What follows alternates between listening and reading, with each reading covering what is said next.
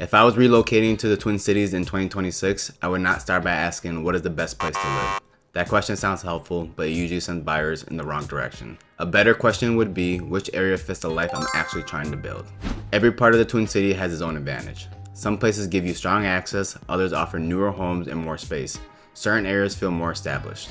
Different buyers need different things. So instead of ranking cities like one is better than another, I'm going to walk you through how I would personally narrow down my search if I was moving here from scratch. This is the same way I think through lifestyle, commute, house style, monthly comfort, and long-term flexibility. Before we get into the areas, think about your own move for a second. Would you rather be closer to Minneapolis and St. Paul, or would you rather have more space and a quieter routine? Your answer will shape almost everything. First, I would figure out how much city access I really need. A lot of relocation buyers start with Minneapolis. That makes sense. Minneapolis has the name recognition, the energy, the lakes, the restaurant, and the biggest online presence. For someone moving from out of state, it feels like the obvious place to begin. St. Paul deserves just as much attention though. Both cities gives you access to the Twin City lifestyle, but they feel very different once you picture your daily life. Minneapolis usually fits buyers who want more activity around them. St. Paul often appeals to people who want city access with a calmer neighborhood rhythm. Neither choice is better across the board. Each one supports a different kind of routine. If I was relocating here, I would spend time in both before choosing anything. Not just downtown, not just the most photographer areas. Real clarity comes from driving around during normal hours, looking at homes, checking parking, testing routines, and imagining a regular Tuesday instead of an ideal weekend.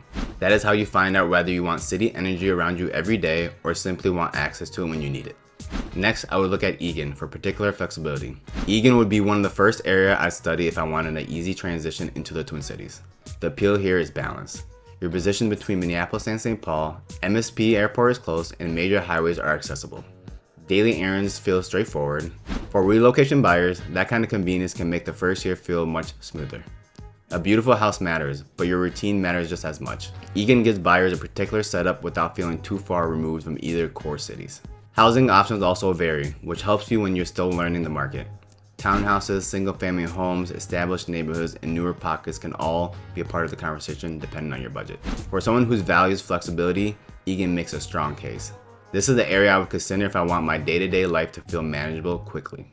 At this point, which sounds more like you? Do you want city access first, or does the easier daily routine matter more? Drop your answers in the comments because most buyers start narrowing things down once they admit what they actually need most. Then I would compare Maple Grove and Woodbury based on my side of the metro. Maple Grove and Woodbury are both popular for good reasons. The important thing is to understand that they create different patterns of life. Maple Grove pulls you towards the north side of the metro, Woodbury places you more on the east side. That matters because your normal routine will naturally form around which side you choose. Maple Grove will get my attention if I want newer homes, modern convenience, shopping, restaurants, and a suburban environment that feels easy to settle into. Many buyers like how approachable it feels. The area can make relocation feel less overwhelming because so much of the daily life is already built around convenience.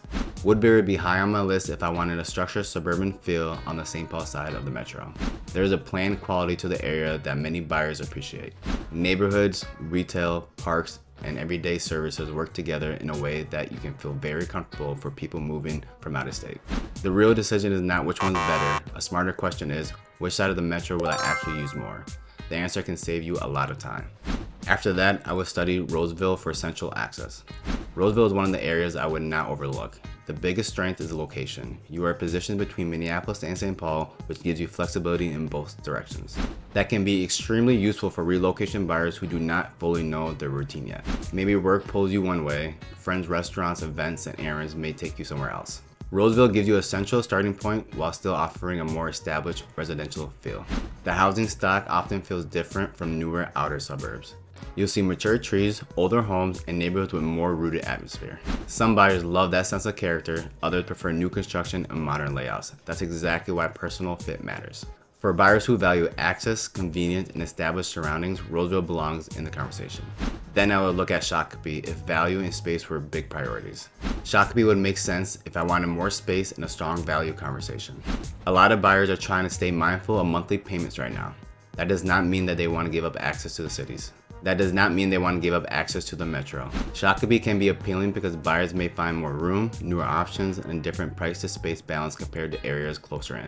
Growth is also part of the conversation here. Some buyers like being places that continues developing. New amenities, infrastructure changes, and buyers' interests can make the area feel like it has forward momentum. Thoughtful buyers should look at both the current lifestyle and the direction of the area. That is not a negative. It is simply part of understanding the full picture. If I was prioritizing value, space, and future growth, Shakopee would be a serious consideration. I would only choose Edina or Minnetonka if the long-term fit justifies the premium. Edina and Minnetonka belong in a different category. These are not usually the areas buyers choose because they are trying to stretch every dollar as far as possible. They are areas buyers consider when location, reputation, lifestyle, and long-term confidence carries more weight. Edina would stand out if I want an established, polished environment close to Minneapolis. Minnetonka would catch my attention if I want more space, natural surroundings, and a quieter feel when still connected to the metro. Both areas can be an excellent fit for the right buyers. The key is knowing why you're choosing them. A higher price point can make sense when the lifestyle, location, and long-term plan all line up. That is the kind of decision I would make carefully, not emotionally. Here's the question I would ask. Would you rather pay more for established location or go further out for more space and newer options? Comment location or space because one of those answers usually changes the entire shortlist. If I was thinking long-term, I would pay attention to the areas like Dayton, Otsego, and Blaine. These areas enter the conversation when buyers want newer development, more space, and potential future growth. That kind of move can be exciting. You may get a home that feels more modern, neighbors may be newer, the area is still shaping its identity. For some buyers, that's exactly what they want. They like the idea of getting into a place while it's still growing. Other buyers prefer the area already feel fully established. Again, neither approach is wrong. The point is matching the area to your expectations before you buy. If I want a newer home and was comfortable with a growth-oriented location, these areas would stay on my radar. So if I was relocating to the Twin Cities in 2026, this is how I would think about it. Minneapolis would be on my list if I wanted energy, activities, restaurant, lakes, and more visible city lifestyle. St. Paul would get serious attention if I wanted access to the city with a calmer neighborhood feel. Eagan would make sense if I want particular convenience and flexibility between both cities. Maple Grove would stand out if I want newer homes and modern suburban convenience matter most. Woodbury would be strong if I wanted planned suburban feel on the St. Paul side. Roseville would be smart if I want central access and established surroundings. Shakopee would be worth studying if value, space, and growth matter more than being close to the core.